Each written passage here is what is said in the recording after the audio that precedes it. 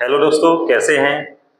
मैं सगीर अहमद लेकर आया हूं 10th क्लास के विज्ञान के चैप्टर नंबर फर्स्ट के बारे में। देखिए, हम आज स्टार्ट करने जा रहे हैं 10th क्लास की साइंस का पहला चैप्टर। उसके बारे में आपको हम पढ़ाएंगे, बताएंगे।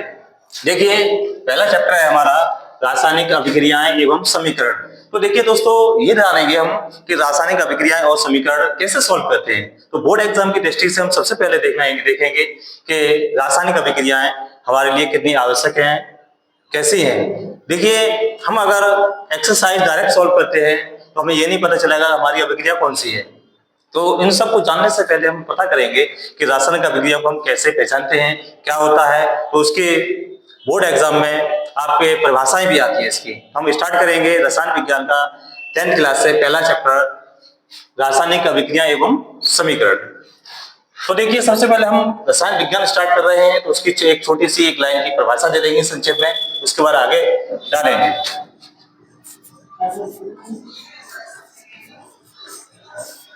रसायन विज्ञान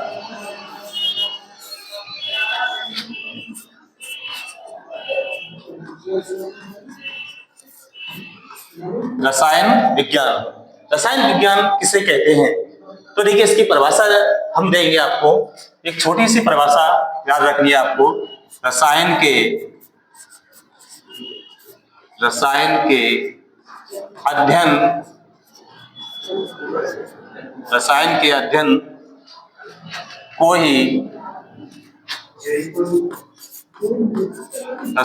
अध्ययन को ही रसायन विज्ञान कहते हैं। रसायन के अध्ययन को ही रसायन विज्ञान कहते हैं। देखिए, हम इसमें क्या करेंगे, रसायनों का अध्ययन करेंगे पूरी केमिस्ट्री में, तो उसी के अध्ययन को ही हम क्या कहते हैं, रसायन विज्ञान कहते हैं। देखिए, रसायन विज्ञान में हम अब रासायनिक अभिक्रियाओं की चर्चा करेंगे। तो पहला हम टॉपिक लेंगे रासायनिक अभिक्रिया। रासायनिक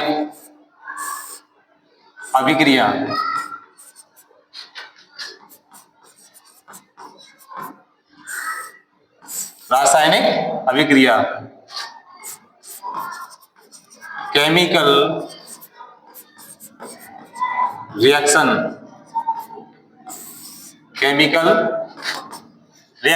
रासायनिक अभिक्रिया किसे कहते हैं। तो देखेंगे इसको। वे क्रिया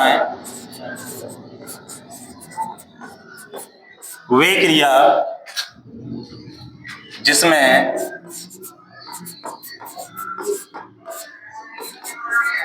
किसी पदार्थ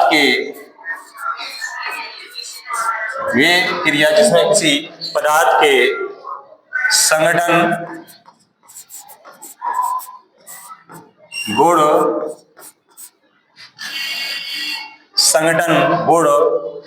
संरचना एवं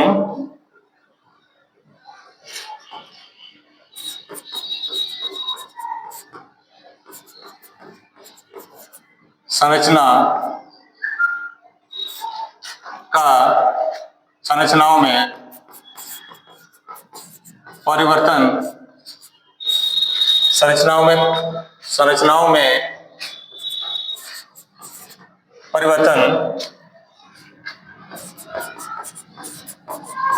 परिवर्तन होता है उसे रासायनिक अभिक्रियाएं कहते हैं। रासायनिक अभिक्रियाएं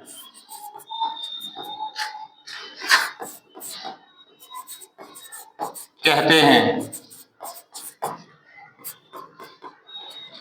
देखिए, वे क्रिया जिसमें किसी पदार्थ के संगठन, गुण, संरचनाओं में परिवर्तन होता है उसे रासायनिक अभिक्रिया कहते हैं। जैसे मान के चलिए, दूध से हम दही बनाते हैं, तो उसमें पहले हमारा दूध था, तो उससे फिर दही बनाया, तो उसमें जो परिवर्तन हुआ, तो आपका कैसा परिवर्तन हुआ, ये रासायनिक परिवर्तन, ये भी हमारा रासायनिक परिवर्तन है। जैसे और मान के चलिए कि लोहा है, उसमें जंग लग जाती है, तो उसमें जो परिवर्तन आया, जंग की परत बन गई अलग से, तो उसका चेंजिंग जो हुआ उसको भी हम कह सकते हैं ये हमारा रासायनिक परिवर्तन है।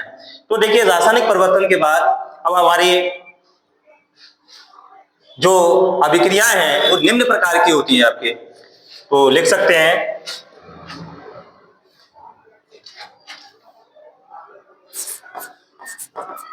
रासायनिक अभिक्रियाएं निम्नलिखित प्रकार की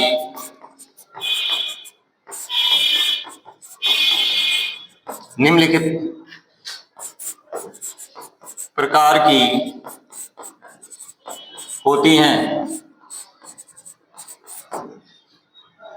रासायनिक अभिक्रिया हमारी निम्नलिखित प्रकार की होती हैं। जैसे हम पहला देखेंगे, नंबर 1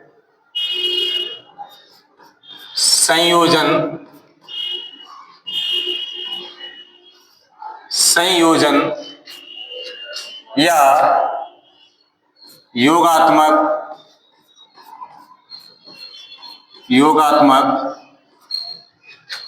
अभिक्रिया।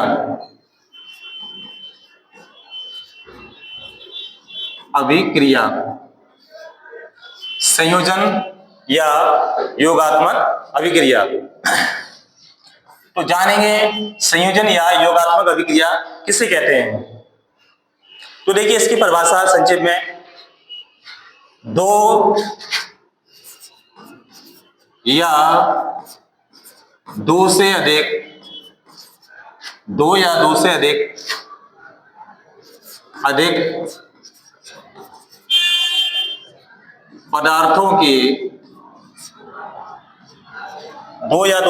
पदार्थों के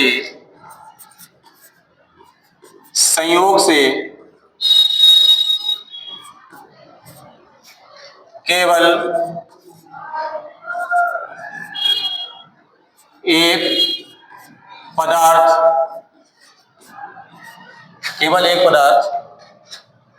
बनता है,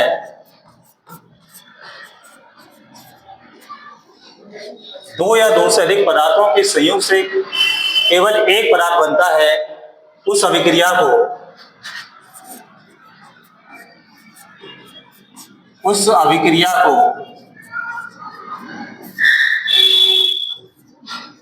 संयोजन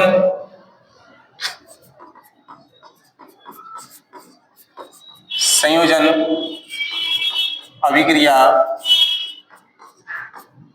कहते हैं। उस अभिक्रिया को संयोजन अभिक्रिया कहते हैं। जैसे मान के चलिए हम यहां पर लेते हैं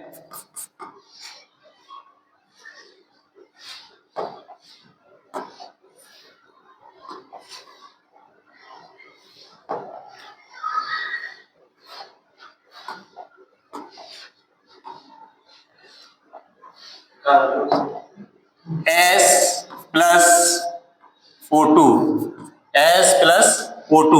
तो हमने बताया परिभाषा में दो या दो से अधिक पदार्थ, तो इसमें हमारा एक पदार्थ सल्फर था, दूसरा हमारा ऑक्सीजन है। इन दोनों के संयोग से हमको सिर्फ एक पदार्थ बनाना है, हम इनको दोनों को जोड़ देंगे S+O2, तो हमारा बन जाएगा SO2। तो हमारी कैसी अभिक्रिया हो गई, संयोजन अभिक्रिया हो गई, क्योंकि दो पदार्थों से जोड़कर हमारा एक पदार्थ बन गया। दूसरा देखेंगे H2+O2। तो देखिए हम क्या करेंगे, हाइड्रोजन और ऑक्सीजन इन दोनों के संयोग से हमारा क्या बनेगा, जल बनेगा। तो ये बन जाएगा 2H2O। तो हाइड्रोजन और ऑक्सीजन के संयोग से क्या बन गया, हमारा जल बन गया। तो इन दोनों अभिक्रियाओं में हमारे जो अभिकारक हैं, यानी कि एरो से पहले वाला जो पदार्थ होता है हमारा अभिकारक होता है, एरो के बाद वाला जो होता है वो होता है हमारा उत्पाद। तो दोनों अभिक्रियाओं में हमारे दो पदार्थों के संयोग से एक पदार्थ बन गया। तो इसमें हम कह सकते हैं ये हमारी अभिक्रिया कैसी है, संयोजन अभिक्रिया है या योगात्मक अभिक्रिया है। एक को ले लेते हैं एग्जांपल हम, CaO का मतलब होता है चूना, बिना बुझा चूना हमारा, कैल्शियम ऑक्साइड में अगर हम जल मिला देंगे H2O तो देखेंगे हम क्या बनेगा आगे, Ca, उसके बाद क्या O कितना हमारा, एक O ये है और एक O ये है, और H हमारे दो है, दोनों को हम ब्रैकेट में एक साथ लिख देंगे OH का होल ट्वाइस, कैल्शियम हाइड्रोक्साइड, यानी कि ये बुझा हुआ चूना बन गया हमारा। तो इस तरह से हमारी ये संयोजन या योगात्मक अभिक्रिया क्लियर हो गई। दोबारा एक बार समझेंगे, दो या दो से अधिक पदार्थों के संयोग से केवल एक पदार्थ बनता है, तो उसे हम क्या कह सकते हैं, संयोजन अभिक्रिया कहते हैं। देखिए आगे देखते हैं,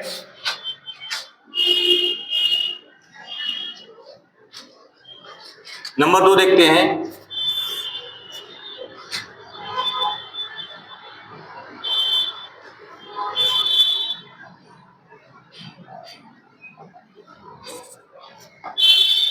विस्थापन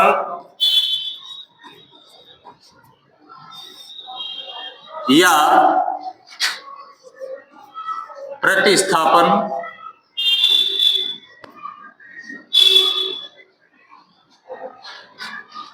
अभिक्रिया।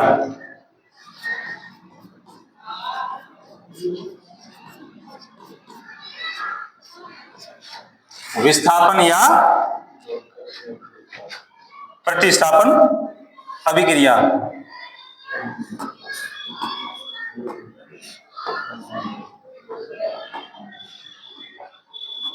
तो देखिए विस्थापन या प्रतिस्थापन अभिक्रिया किसे कहते हैं। तो देखिए क्या होता है, वे अभिक्रियाएं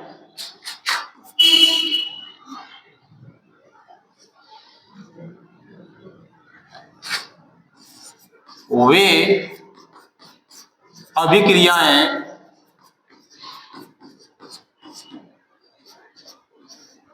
अभिक्रियाएं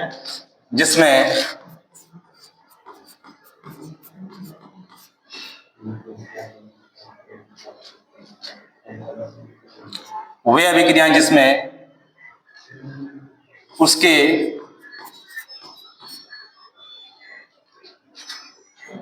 अणुओं में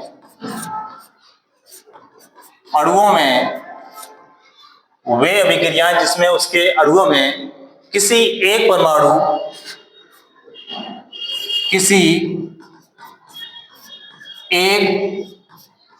परमाणु या परमाणुओं का समूह, परमाणुओं के समूहों का आपस में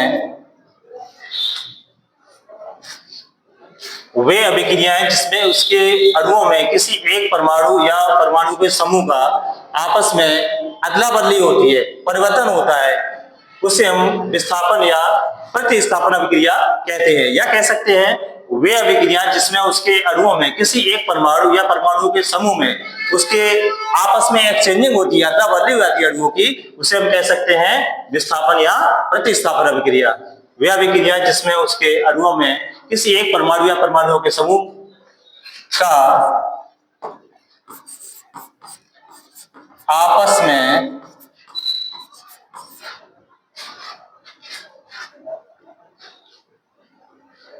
एक दूसरे के स्थान पर परमाणुओं का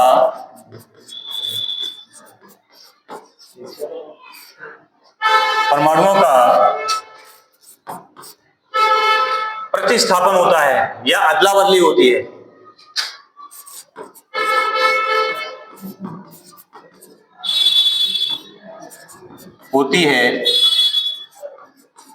उसे विस्थापन या प्रतिस्थापन अभिक्रिया कहते हैं।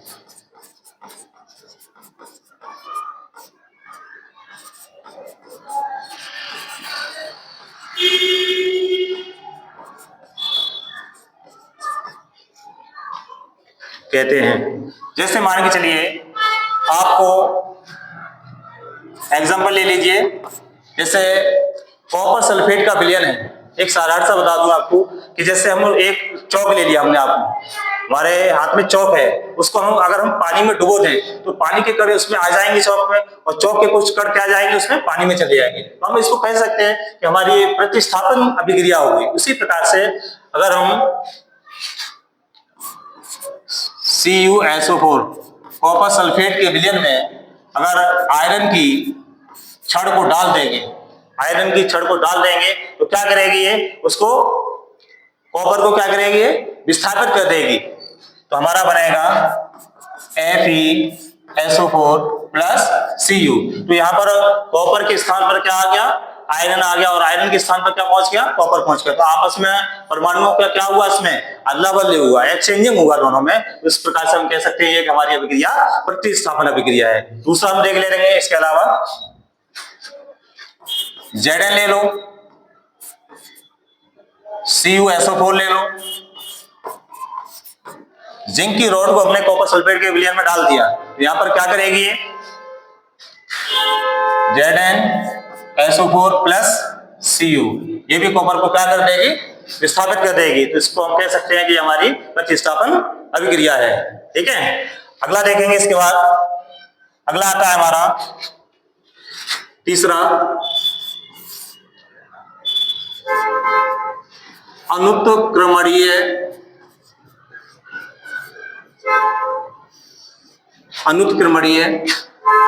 अभिक्रिया।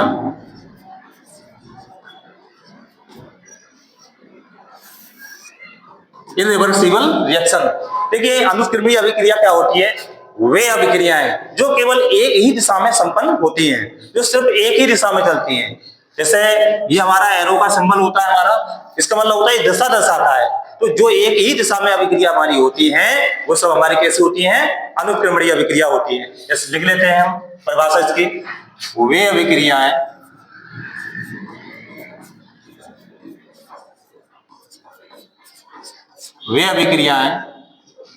जो केवल एक ही दिशा में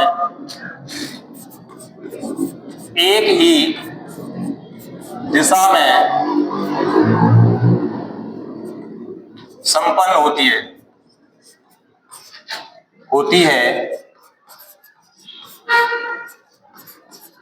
एक ही दिशा में संपन्न होती है, उसे इरिवर्सिबल या अनुत्क्रमणीय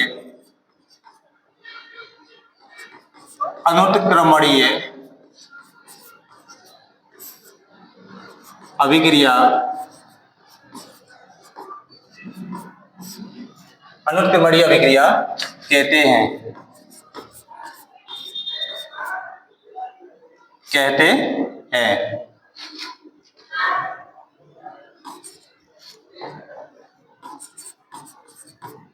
जैसे एग्जांपल ले लेंगे, NaCl, नमक ले लिया हमने साधारण, और दूसरा ले लिया हमने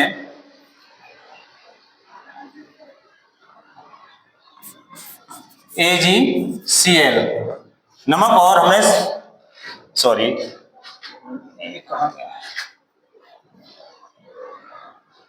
AgNO3, सिल्वर नाइट्रेट, यानी कि हमने सिल्वर नाइट्रेट लिया और नमक ले लिया दोनों को। अब हम देखेंगे इसमें हमारी अनुत्क्रमणीय अभिक्रिया क्यों है, क्योंकि देखिए ये अभिक्रिया हमारी सिर्फ एक ही दिशा में संपन्न होगी। अब इसमें हम कैसे बनाएंगे, इसमें सबसे पहले हम अभिक्रिया में ये देखते हैं कि कौन सा हमारा किसके साथ संयोग करेगा। तो देखिए, Na हमारी धातु होती है, ठीक है, और यहाँ पर ये Cl क्या है, अधातु है। तो देखिए, हमेशा पॉजिटिव और नेगेटिव चार्ज आपस में मिलकर संयोग करके यौगिक बनाते हैं। तो यहाँ पर हमारा AgCl से मिलकर यौगिक बनाएगा AgCl, सिल्वर क्लोराइड, AgCl। और हमारा क्या बना, बचा क्या हमारे पास, Na, सोडियम और NO3। यहाँ बचाएगा हमारा NaNO3, सोडियम नाइट्रेट। तो हमारा सोडियम क्लोराइड की क्रिया हमने सिल्वर नाइट्रेट के साथ कराया, तो AgCl बना हमारा, जो कि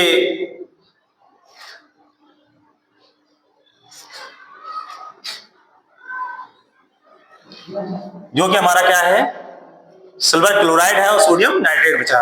अब देखेंगे हम इसके बाद उत्क्रमणीय अभिक्रिया। उत्क्रमणीय उत्क्रमणीय अभिक्रिया। उत्क्रमणीय अभिक्रिया देखिए, उत्क्रमणीय अभिक्रिया में क्या करेंगे, सबसे पहले इसमें क्या होता है, वे अभिक्रियाएं जो अग्र तथा पश्च यानी आगे और पीछे दोनों दिशाओं में संपन्न होती हैं, चलती हैं, उसे हम कहते हैं उत्क्रमणीय अभिक्रिया यानी कि रिवर्सिबल रिएक्शन। तो परिभाषा लिख देंगे इसका, वे अभिक्रिया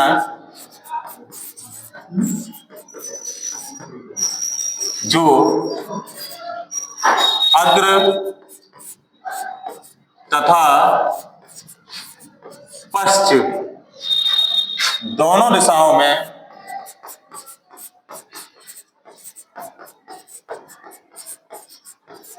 संपन्न होती हैं, दोनों दिशाओं में संपन्न होती हैं, उसे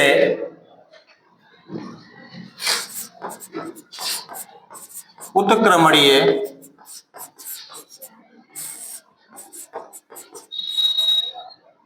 अभिक्रिया कहते हैं।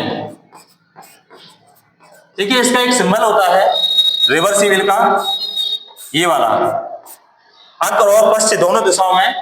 ये दर्शाता है कि क्रिया हमारी जो अभिकारक है किसी तापमान पर या किसी दाब पर उसे हम क्रिया कराएं तो आगे वाला उत्पाद बन जाए, फिर उसको मान ला के ठंडा करें तो पुनः उसी अवस्था में वापस आ जाए, तो दोनों दिशा में काम करती है। तो इसको हम कह देते हैं उत्क्रमणीय अभिक्रिया।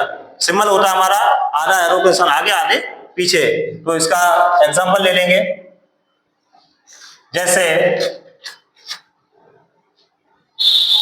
PCl5 फास्फोरस पेंटाक्लोराइड, इसकी हम क्रिया करेंगे तो हमारा बनेगा PCl3 और Cl कितने हमारे पास 5 थे, तो हमने फास्फोरस ट्राइक्लोराइड ले लिया, प्लस क्या बचा हमारे पास Cl2 बचे तो क्लोरीन हो गया।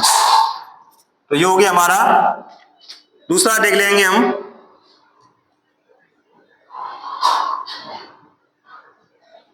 H2 plus I2 arrow 2HI, तो ये हो गया हमारा हाइड्रोजन आयोडाइड। ये हमारी अभिक्रिया में अग्र और पश्च दोनों दिशाओं में कार्य कर रही थी। तो हमने देखिए आपको आज 4 प्रकार की रासायनिक अभिक्रियाओं के बारे में बताया। शेष हम आगे की जो शेष अभिक्रियाएं उनको अगले लेक्चर में बताएंगे और उसके बाद इसका अभ्यास कराएंगे। जो एनसीईआरटी पैटर्न पर आपने जो भी अभ्यास दिया है उसको भी सॉल्व कराएंगे। तो बने रहिए, देखते रहिए हमारे एसकेएल स्टडी 82 चैनल में। धन्यवाद।